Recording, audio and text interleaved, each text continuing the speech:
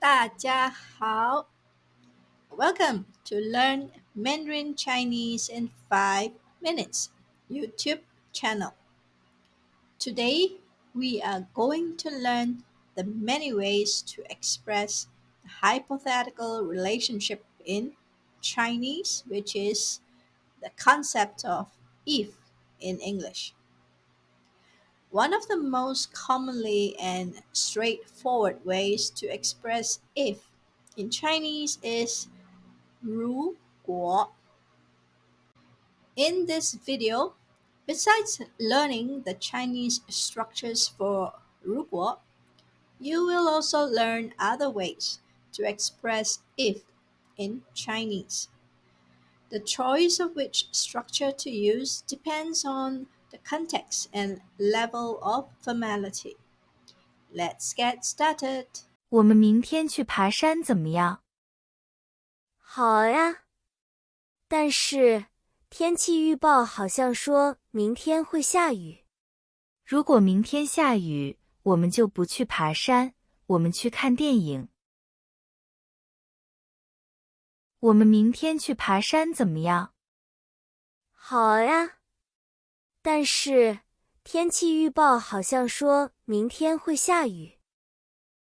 如果明天下雨的话，我们就不去爬山，我们去看电影。我们明天去爬山怎么样？好呀，但是天气预报好像说明天会下雨。如果明天下雨，那我们就不去爬山，我们去看电影。如果明天下雨，那么我们就不去爬山，我们去看电影。如果 As mentioned, 如果 is one of the most straightforward and commonly used ways to express if in Chinese. It's used to introduce a hypothetical or conditional situation. It is a written and a spoken language. 如果 sentence structures. 如果就如果明天下雨，我们就不去爬山，我们去看电影。如果的话，如果明天下雨的话，我们就不去爬山，我们去看电影。的话 adds an additional emphasis to the condition being presented. 如果那 or 那么如果明天下雨，那我们就不去爬山，我们去看电影。如果明天下雨，那么我们就不去爬山，我们去看电影。那 or 那么 imparts a more relaxed, informal feel to the sentence. 我再也受不了了，我要辞职。我要是你，我早就辞职不干了，还会等到现在。我再也受不了了，我要辞职。我要是你的话，我早就辞职不干了，还会等到现在。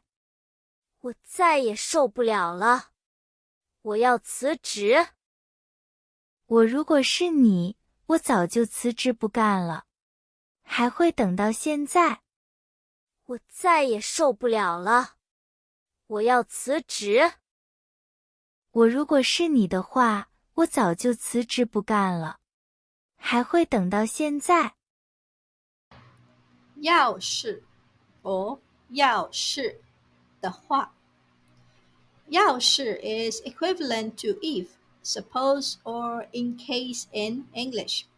It is mostly used in spoken language. In formal situations, 要是 is not used. In most contexts, 要是 and 如果 can be used interchangeably. 要是 sentence structures. 我要是你，我早就辞职不干了，还会等到现在。我要是你的话，我早就辞职不干了，还会等到现在。You can also use 如果 In this sentence, it becomes 我如果是你，我早就辞职不干了，还会等到现在。我如果是你的话，我早就辞职不干了，还会等到现在。是 is a must after 如果. It is wrong to say 我如果你的话。周末做什么好呢？假如你有时间，我们可以开车去郊外野餐。周末做什么好呢？假如你有时间的话，我们可以开车去郊外野餐。周末做什么好呢？如果你有时间，我们可以开车去郊外野餐。如果你有时间的话，我们可以开车去郊外野餐。周末做什么好呢？你如果有时间，我们可以开车去郊外野餐。你如果有时间的话，我们可以开车去郊外野餐。假如 or 假如的话。This is similar in meaning to 如果。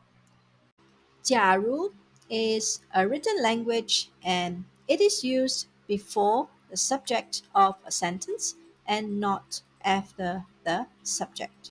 假如你有时间，我们可以开车去郊外野餐。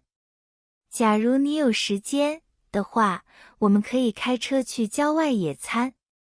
You can change to 如果 for this sentence. It becomes 如果你有时间，我们可以开车去郊外野餐。你如果有时间，我们可以开车去郊外野餐。But if the subject 你 is placed before 如果 as in 你如果有时间的话 in this case, it is incorrect to say 你假如有时间的话。你假设一下，我们应该怎么做才好？假设我们怎么假设，我觉得我们也不会做得很好。假使我们怎么假设，我觉得我们也不会做得很好。真是难呀。假设 or 假使。假设 is often used to discuss hypothetical scenarios or to make assumptions. This Chinese word can be used as a verb and as a noun. When using 假设 in hypothetical or conditional situation, it has the same meaning as 如果、假如 or 要是。The term 假使 is a bit more formal and less commonly used in everyday conversation. 我很不满意现在的工作，你说我应该怎么办？若你现在辞职，你会很难找到另一份工作。若是你现在辞职，你会很难找到另一份工作。我也是这么想的，所以非常的头大。若 or 若是 is equivalent to if or in the event that in English. It is often used to introduce conditional clauses or express hypothetical situation like what we have already discussed. 若是 is somewhat formal and can be found more often in written context.